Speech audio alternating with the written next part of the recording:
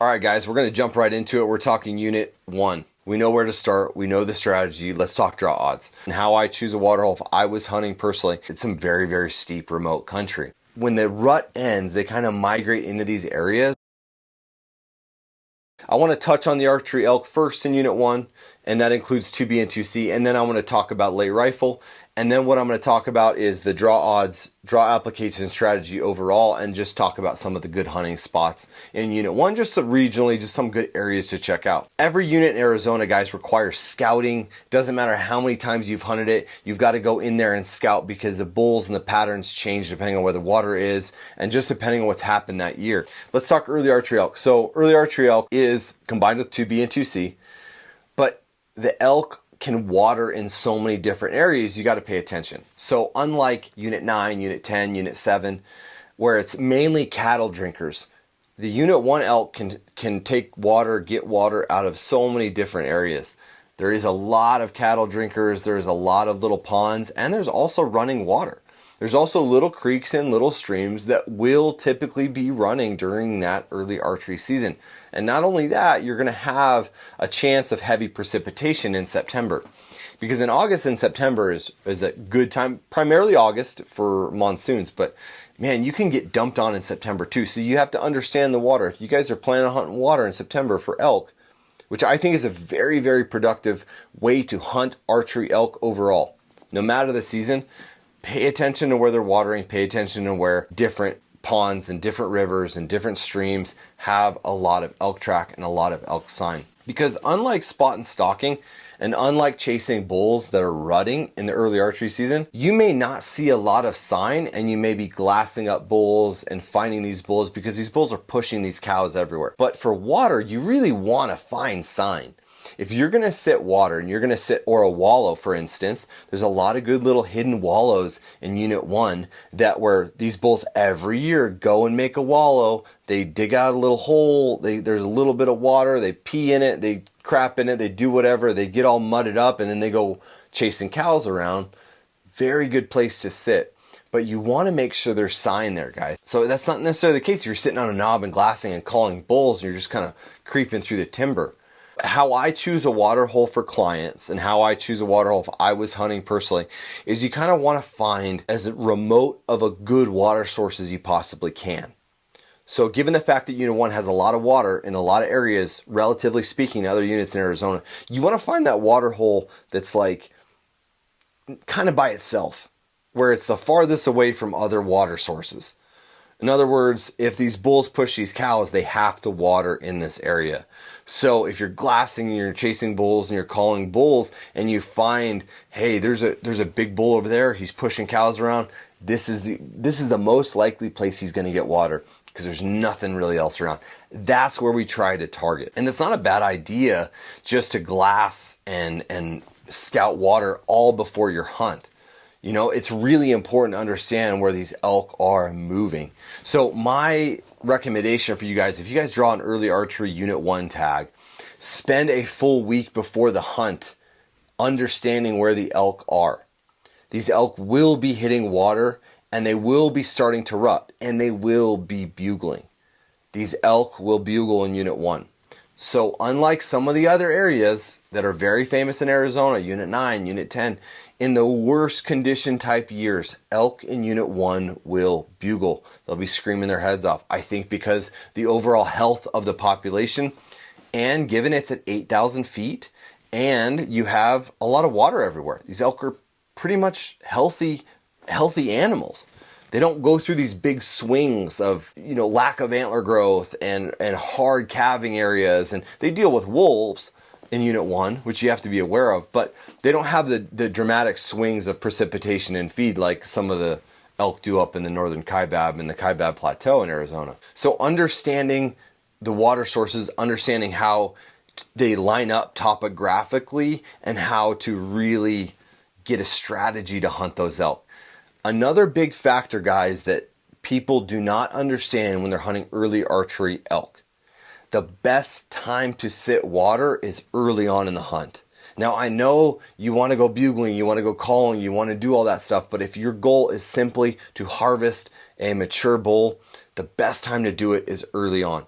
because hunting pressure is going to be there, calling pressure is going to be there, and then the bulls and cows will end up going nocturnal again towards the end of the hunt.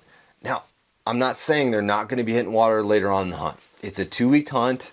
I would sit water every afternoon if that was me. But if you really focus and you get on a good bull early before the hunt even starts, and you narrow down where you think he's getting water at, the best time to kill him is early on in the hunt, first couple days. And that kind of brings us into calling. How should you approach calling? In Unit 1, guys, if you practice and you're good at calling and you study, you can call bulls in. The best way to do that is understanding what part of the rut is happening.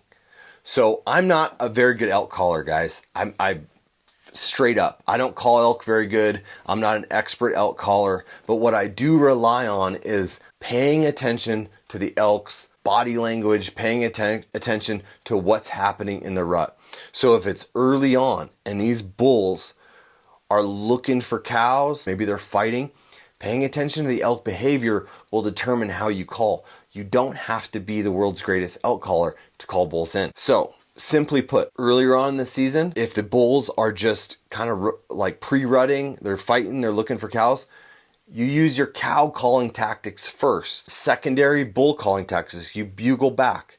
If you hear bulls bugle, you bugle back to understand kind of what phase of the rut is happening in your specific location. Further on in the rut, as these bulls start to, the more mature bulls, the herd bulls, start to round up these cows and really get protective and really start to try to push them in these little corners to breed them, now you can go into that bull aggressive kind of trying to get a bull to come out and fight another bull, and so you emphasize bugling more. Again, guys, I'm not an expert, but that system tends to work way better than going in blind and watching videos and say, I saw a guy calling this bull with this cow call.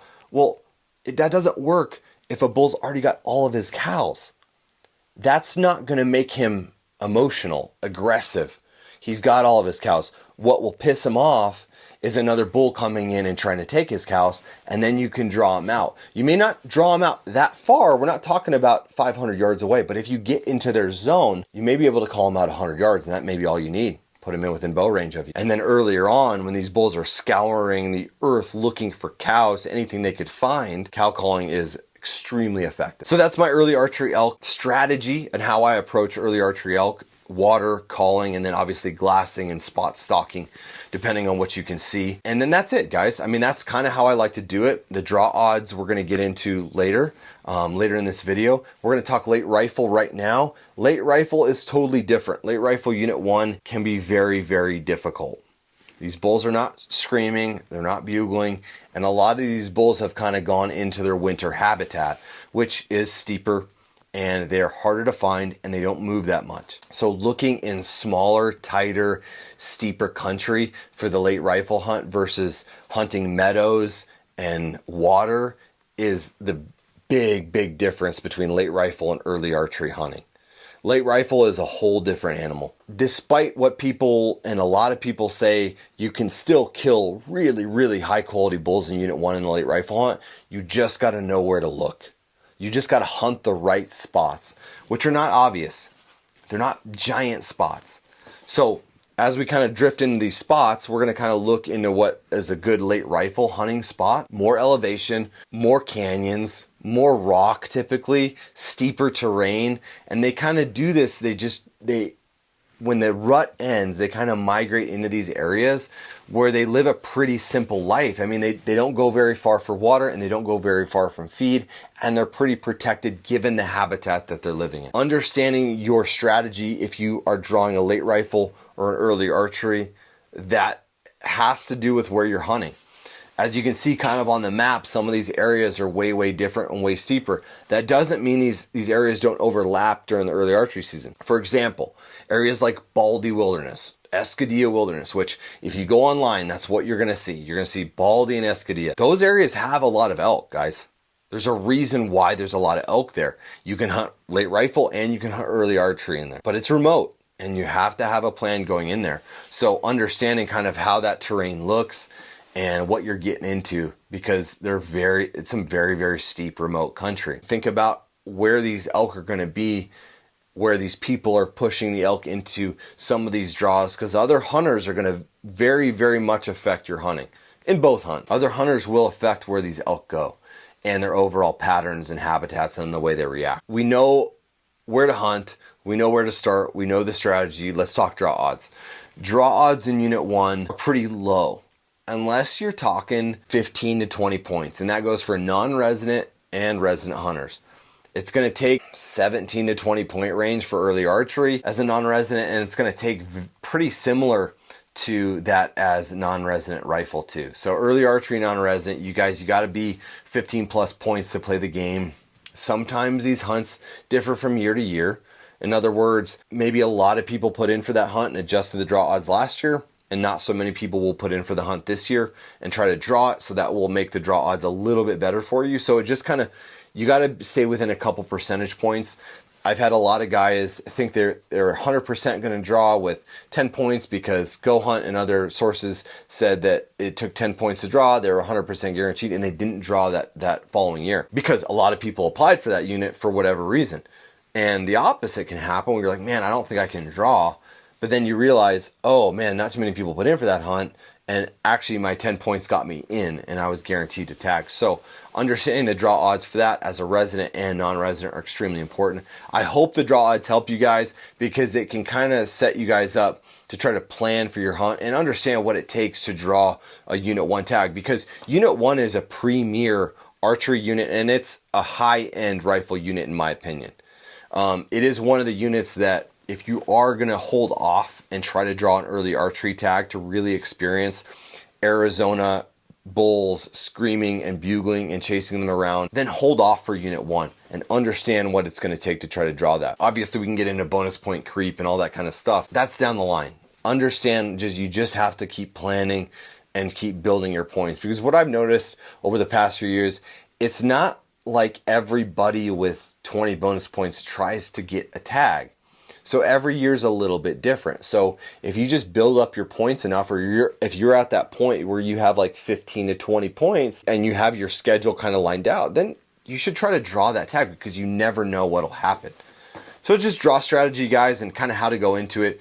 The stakes are a little bit higher when you've built up your points that much, and understanding that definitely buy point guard, definitely buy point guard plus, all that stuff that the Game and Fish has now kind of adapted to. Hey, if you draw a tag and something happens and you can't make it, you don't lose 20 years of trying to apply. I think it's a great, that's Unit 1, guys. I hope that helped. I hope the draw odds, draw strategy, and understanding how to approach Unit 1 really helped.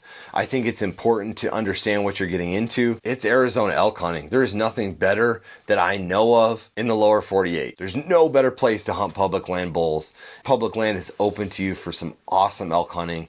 And I hope you guys have the best of luck when you draw that tag. I'm going to come back with another video, and we're going to keep going. Hope you guys make an educated decision. All right, guys, we'll see you later.